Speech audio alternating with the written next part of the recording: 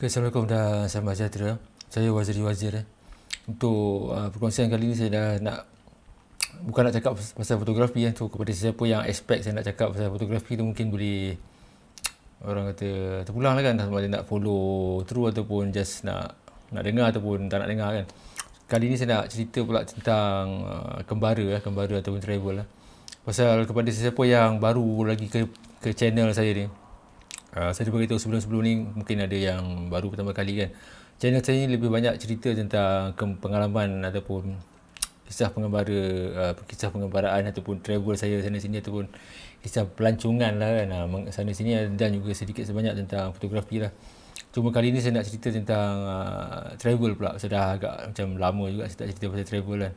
Dan sebelum tu saya nak beritahu kepada penonton ataupun subscriber saya ataupun yang bukan subscriber yang mendengar ataupun melihat video ni, saya nak bagi satu buku ni, buku kompilasi travel 7 benua ni, yang mana saya antara salah seorang penulis bersama dengan lebih kurang 8 orang penulis lain ni. Okay, saya bagi di akhir video ni saya bagi tahu macam mana nak dapatkan buku ni secara percuma. Cuma macam biasalah, kepada yang di luar Lembah Kelang ni ataupun Kuala Lumpur atau Putrajaya ni, yang mana tak boleh nak pick up daripada saya, yang mana menang buku ni, dia kena bayar kos untuk posting lah kan. Dan selain daripada buku ni, dan juga dapat satu roll filem Ilford ni, dia dah expired tapi boleh pakai lagi. So untuk pemenang yang bertuah, dia dapat satu buku ni dengan satu filem Ilford, dan dua orang lagi dia dapat masing-masing dapat satu roll filem Ilford 400 lah. Dia expired tahun 1996 tapi boleh pakai lagi. So macam mana nak dapat buku ni? Kita kena dengar saya punya macam mana nak dapat buku ni, dan juga filem ni kena dengar saya punya talk ni sampai penghujung ni lah. Saya beritahu macam mana nak dapatkan buku travel kembara 7 benua ni lah. Okey, pengalaman yang biasalah kalau orang travel sana sini ni, macam-macam pengalaman dia ada kan. Pengalaman manis, pengalaman pahit, dan pengalaman yang tak dapat dilupakan lah. Cuma untuk kali ni saya nak sambung ataupun nak cerita tentang antara pengalaman lah. Bukanlah pengalaman yang tak dapat dilupakan, tu banyak.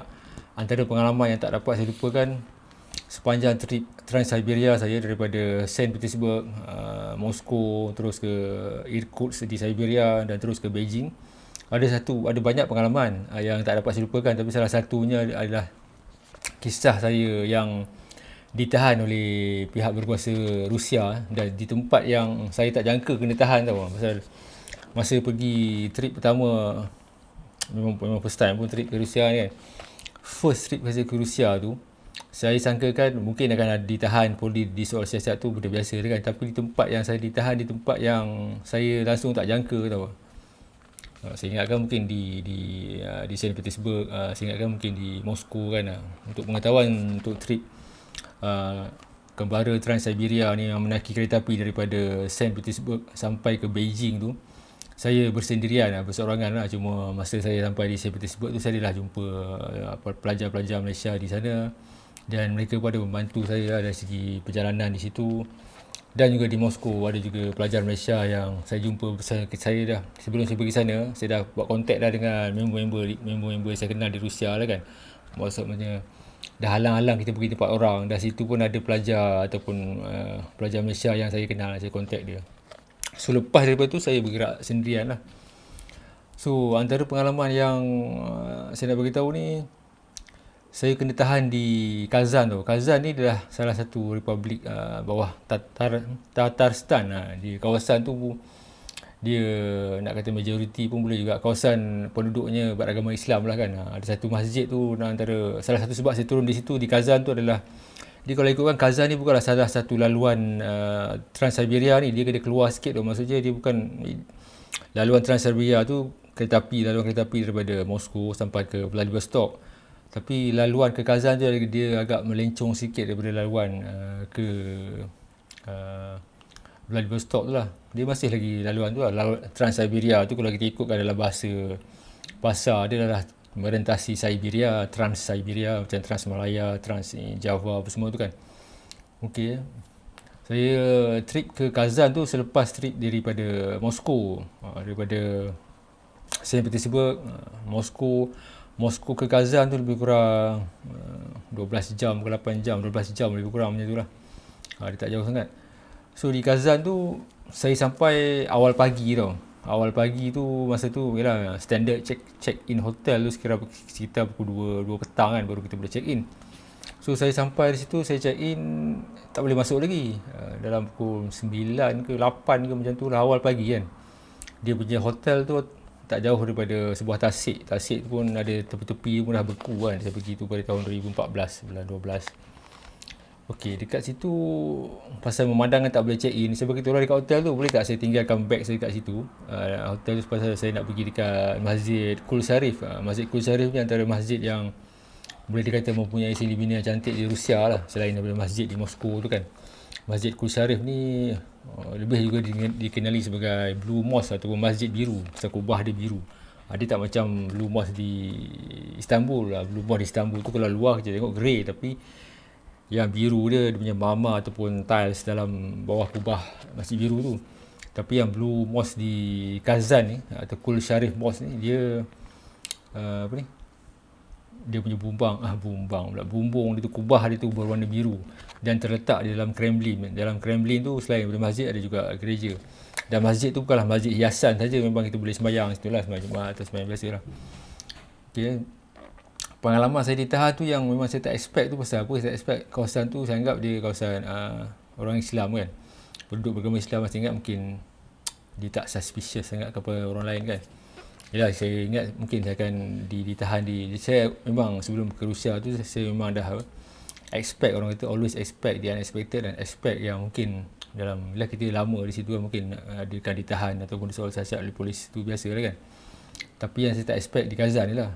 Macam mana nak jadi. So macam seperti tu dia, selepas saya letak beg di hotel tu, pasal tak boleh nak check in lagi, bila bilik pun tak clear apa semua lagi kan, pukul 2 baru masuk. Saya jalan kaki ke bandar Kazan tu, saya cari metro ni macam LRT, MRT macam tu lah, di underground kan.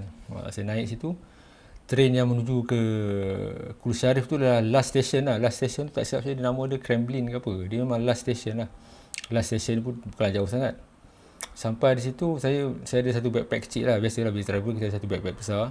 Backpack besar tu baju semua, dengan backpack kecil ni saya buat kamera lah kan.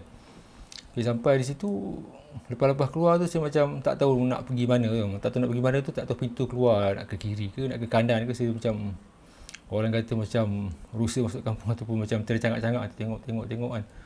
Mungkin sebab nampak macam mencurigakan. Ada satu polis ni, dia datang dekat saya, dia kata dokumen. Dia cakap macam tu, dokumen. Dia tak minta pasport apa, dokumen, sambil dia tunjuk tangan dia macam ni kan. Dokumen siapa? Apa benda dokumen kan? Tak faham kan. Mungkin saya ingat ada pasport ke apa. Saya ambil, saya keluarkan pasport. Lepas saya keluarkan pasport tu, dia buka, dia tengok, dia panggil saya. Dia pun dah risau masa tu. Dia panggil saya masuk dalam bilik. Rupanya dalam underground stesen LRT ataupun MRT, sana panggil metro kan. Di Rusia tu, bawah underground tu ada macam balai polis kecil tau. Dalam balai polis kecil tu yang buat saya, jantung saya berdegup-degup. Masuk je dalam bilik tu, sebelah masuk pintu, sebelah kanan tu ada satu penjara kecil tau. Penjara kecil tu lebih kurang dalam 10 kali 10 kaki lah. Dia lah jeruji besi macam penjara, cuma dalam luasa dalam 10 kaki kot. 10 kali 10 ke 10 kali 7 macam tu kan. 10 kaki tu rasanya macam besar sangat kan. Lebih kurang mungkin ada lah lebih kurang 10 kaki lah. 10 kali 7, 10 kali 5 macam tu lah. Sebelah tu ada meja dia. Dia buat saya duduk menghadap macam ni. Depan dia tu ada, dia buka laptop, dia tengok apa benda dia check. Dia tak cakap apa pun pasal dia mungkin tak pandai bahasa Inggeris ke, ataupun dia just nak check apa benda dalam pasport tu kan, sama ada saya ni pendatang haram ke apa benda kan. Dia check. Lepas tu dalam mungkin 15 minit macam tu, saya pun rasa macam yalah benda tu kita berdebar-debar, walaupun sekejap kita rasa macam lama tau, tapi saya rasa dalam macam 15 minit lah apa benda dia check, saya tak tahu lah. So sebelum tu saya nak bagi tahu kan, sesiapa saja yang ke Rusia, dia perlu register kehadiran dia di balai polis ataupun di hotel yang dia beritahu tu, yang kita menginap tu, kena register. Register tu maksudnya beritahu pihak hotel tu akan inform balai polis terdekat ataupun pihak berkuasa terdekat untuk register kehadiran kita di situ. Dan dia punya undang-undang tu berubah-ubah tu, ada masanya 3 hari kalau kita nak bermalam ataupun berada di satu tempat tu, kita kena register. Ada sekali tu 7 hari, macam masa saya pergi tu kalau tak silap, kalau kita nak contohlah kita nak berada di Saint Petersburg selama 7 hari, kita kena register. Register maksudnya tu bagi tahu pihak hotel kita nak berada di sini 7 hari, dan hotel akan register kita di balai polis. Dia bagi pasport apa semua tu lah. dia akan bagi satu dokumen. Dan ada undang-undang sebelum saya pergi tu 3 hari tu benda tu berubah-ubah tau. Maksudnya kalau kita contohlah, kalau kita kurang daripada 7 hari di St. Petersburg, lepas tu kita nak pergi ke Moskow, maksudnya setiap tempat yang kita nak berhenti tu kurang daripada 7 hari tak perlu register. Tak perlu register ni maksudnya kita check in hotel macam biasa je lah. Tapi kalau kita bercadang nak bermalam ataupun berada situ lebih 3 hari atau 7 hari, kita kena minta hotel register, dia kena bayar lah kan. Macam saya masa dekat St. Petersburg tu tak sampai 7 hari, semua dalam 2 hari macam tu. Tapi saya minta pihak hotel tu register juga, pasal takut in case tu lah, macam jadi macam kena tahan ni kan. Saya minta dia tak apa, you just register, pasal register ni kena bayar kan. Register St. Petersburg walaupun 2 malam kan, 2 malam ke 3 malam, 2 malam saya register. Pergi ke Moskow pun 2 malam lebih pun saya minta ada register juga. So bila sampai Kazan tu dia buka, dia tengok, dia check apa saya tak nampak lah apa dia check kan. Kita menghadap macam ni, dia dengan laptop dia, dengan masa tu musim sejuk, dia pakai topi Shankar dia macam, dia lah polis Rusia yang pakai topi tebal tu kan. Dia check. Lepas tu alhamdulillah dia bagi saya tu, dia suruh saya keluar. Lepas tu dia tunjukkan lah di mana Kul Sharif tu, hotel pula. Dia tunjukkan lah laluan ke Blue Mosque tu. Saya cakap, you turis macam tu. Saya cakap, I'm going to Kul Sharif. Okay, dia bawa saya, dia tak adalah dia bawa sampai keluar pintu masjid tu, tapi dia bawa sampai ke laluan keluar terowong bawah tanah tu lah, dia bagi tahu situ lah. Tu dia good luck lah, tu je lah. Cuma yang saya rasa berdebar-debar tu kan, maksudnya bila berdepan dengan dia tu, kita macam helpless tu maksudnya, kalau dia nak buat apa-apa something kepada saya, boleh pasal berdua je. Maksudnya saya dengan dia saja. Kalau in case lah, kalau dia nak buat lah something, you pun tahu, faham lah apa maksud saya tu kan, nak buat something tu maksudnya dia nak dakwa ikut dia lah kan, pasal yelah saya dengan dia kan, dia boleh kenakan saya dengan apa-apa charge pun, bukan orang tahu pun, dan tak ada saksi lain kan, maksudnya saya dengan dia je. Tapi alhamdulillah lepas dia tengok pasport tu, dia keluar. Itulah yang saya beritahu tadi, sebaik-baiknya kita pergi negara orang ni, kita follow undang-undang dia cakap tu. Kalau kita perlu register, kita register. Sama juga macam yang saya pergi di Nagaland di India kan. Nagaland tu kalau ikutkan, sesiapa saja pengembara yang ke Nagaland tu, North East India tu, sama ada Nagaland ke Annapurna pula, Arunachal Pradesh ke, kawasan-kawasan di North East India tu, bila kita sampai kita kena register tu macam, tapi di sana tak bayar bagi tahu kehadiran kita di situ, pasal kawasan-kawasan tu dia agak-agak sensitif sikit. Sama juga macam Rusia ni lah. Rusia dulu terkenal sebagai orang kata apa, sebahagian daripada Soviet yang terkenal sebagai orang kata red curtain pula, tirai besi ke apa, bukan macam tu lah, iron curtain lah. Dia kawasan yang macam sensitif lah, setiap pergerakan kita dipantau kan, ataupun akan dipantau. So mungkin sebab saya dah register kehadiran saya masa di St. Petersburg, di Moskow, benda tu masuk dalam sistem, dia tengok, dia lepaskan saya lah. Alhamdulillah kat situ memang, tapi perasaan tu memang berdebar-debar. Masa tu saya seorang, tak ada siapa pun kan. Maksudnya nak mengadu dengan siapa kan. Kalau nak mengadu pun embassy ada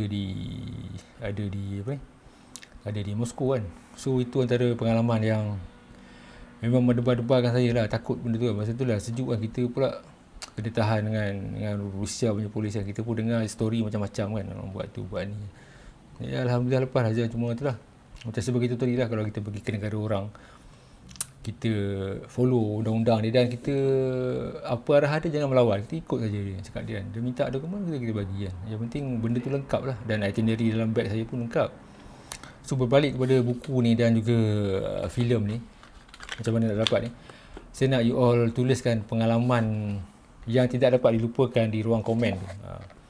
Pengalaman travel lah kan, pengalaman travel yang rasanya, yelah pengalaman travel tu, kalau yang orang yang kerap travel ni, pengalaman dia banyak lah kan. Cuma pilih satu je lah, satu pengalaman yang rasa memang tak boleh nak dilupakan lah, yang sentiasa teringat-ingat lah kan. Tulis di ruang komen tu. Dan mana yang saya rasa berkenan di hati saya, ataupun yang saya rasa macam bukanlah bagus kan, bukanlah pengalaman baik kan, yang mungkin memberi manfaat kepada orang lain, ataupun ada something yang ada dalam pengalaman tu. Saya bagi dia satu buku ni dan juga satu filem Elephant ni, dan 2 lagi pemenang lain tu saya bagi satu roll lah. Dan kalau luar pada Kuala Lumpur yang tak boleh pick up tu, kena bayar kos posting lah kan. So itulah dia. Kalau ada pengalaman yang tak dapat dilupakan sepanjang travel tu, walaupun pengalaman tu banyak, pilih satu, tulis di ruang komen apa cerita dia ke, yang yang rasa memang tak boleh dilupakan lah. Mungkin lah pengalaman manis ke pahit ke tu pulang lah, tapi yang kita rasa yang sentiasa teringat, macam saya lah yang ditahan di Pulau Rusia tu, saya sentiasa teringat tu bukan apa, penjara, sel penjara tu di sebelah kanan tau. Masuk-masuk kita nampak ada penjara tu, dia jadi cuak lain macam lah kalau kita masuk office biasa, tak apa. Jadi kita masuk-masuk tengok, ish, ada belah penjara tu kosong lah kan, tapi nampak tirai besi tu kita rasa lain macam kan. Dah lah itu kita berada di Rusia, tempat yang orang kata apa, jarang-jarang orang pergi kan, selain student apa semua kan. Dan sekarang ni dah ramai lah yang pergi kan. So itulah dia, kalau ada kawan-kawan Facebook, kawan-kawan YouTube yang ada pengalaman yang rasa macam aku tak boleh lupa betul lah pengalaman aku ni kan, so boleh ceritakan di ruang komen lah mana yang saya rasa menarik untuk saya bagi satu buku ni. Okay, sekian, terima kasih, sampai jumpa lagi.